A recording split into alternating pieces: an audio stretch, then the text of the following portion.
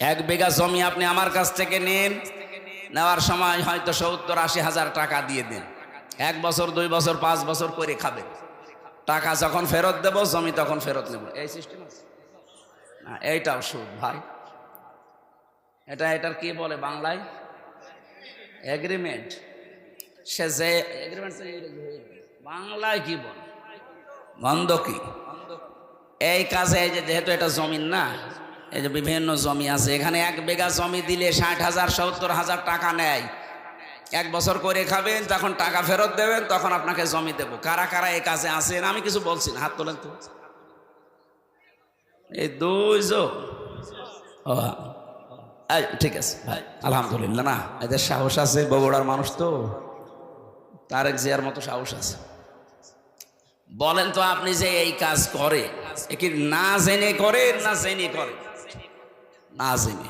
তাহলে এখন যেহেতু জেনে ফেলছে, এরপরও যদি করে, আপনি এতদিন বলতে পারতেন আল্লাহকে যে আল্লাহ আমি জানতাম না, এখন কি করব?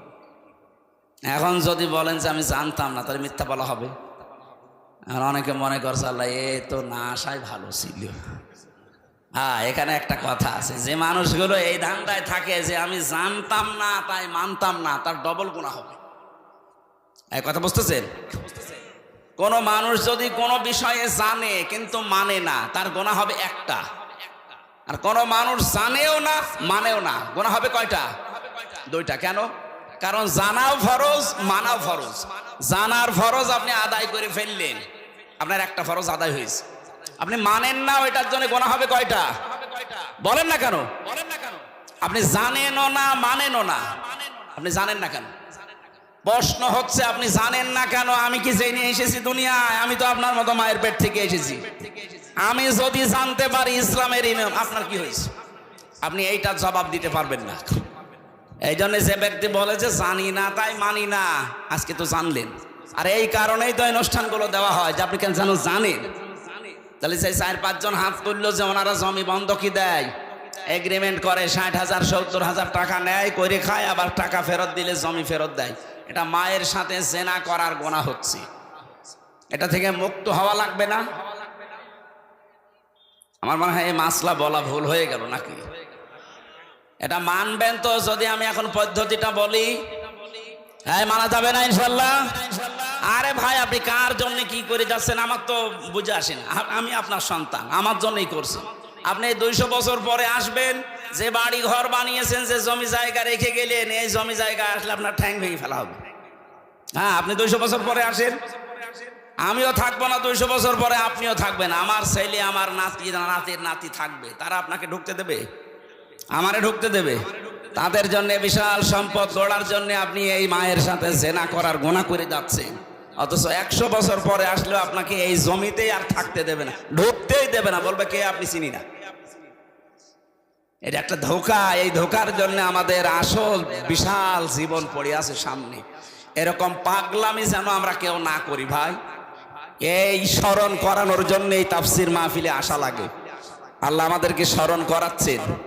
এই পদ্ধতিতে যারা আছেন, বর্গা বলে কি বলে বন্ধকি যারা করছেন, এটা পদ্ধতি 2টা আছে। 1 নম্বরে যতদিন আপনি এই জমি করে খাবেন, 1 বিঘা জমি, ততদিন সরকারের যে খাজনা আছে প্রতি বছরে মনে হয় 65 বা 70 টাকা দেওয়া লাগে। এখন কত আমি জানি না, এরকমই হবে সব বেশি হলো। আমি জেলে যাওয়ার আগে হিসাব জানতাম, এখন এই 3-4 বছরে আর জানি না। 100 টাকা হলো।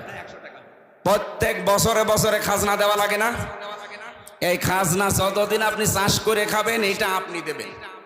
আর যখন ওরে 1 বছর 2 বছর 5 বছর পরে টাকা ফেরত দেবেন, ওই 70,000 80,000, তখন কমপক্ষে 8-10 হাজার টাকা কম নেওয়া লাগবে।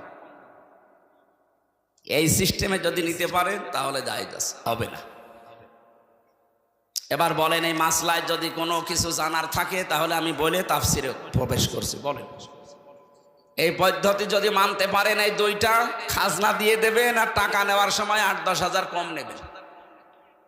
আর একটা নিয়ম আছে ভাই, আমি শেষে আপনার প্রশ্নের জবাব দিয়ে দিচ্ছি। আর একটা নিয়ম আছে, যখন আপনি এই বাস্তবতায় যখন আপনি বলবেন যে আমি 10,000 টাকা দিলাম, প্রত্যেক বছরে বছরে আপনি 10,000 করে টাকা দেবেন, এই জমি আপনি কাজ কারবার যতদিন যা উপায় করে নিতে পারেন নিন। 1 বিঘা জমি থেকে 10,000 15,000 টাকা কামাই করা, উপায় করা, চাষ করে হোক আর যেভাবে হোক অত কঠিন না। সুতরাং ইনসাফ যেন দুইজনেরই থাকে সেই হিসাবে নেওয়া জায়েজ আছে। আমার কুষ্টিয়া মেহেরপুর চুয়াডাঙ্গাতে 1 বিঘা জমিতে সর্বোচ্চ 8,000 10,000 টাকা 1 বছরে দিয়ে দেয়, এইটা জায়েজ আছে। এটার আরবি নাম বাংলা নাম কি বলে আমি জানি না, খাই খালাসি। এইটা করবেন, এইটা মানুষ করতে চায় না বলে লস হয়ে যায়।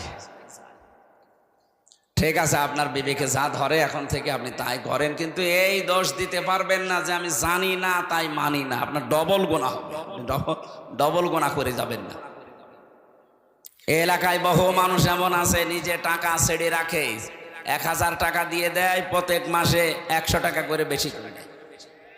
এটা মনে হয় এখনো শুরু হয়নি।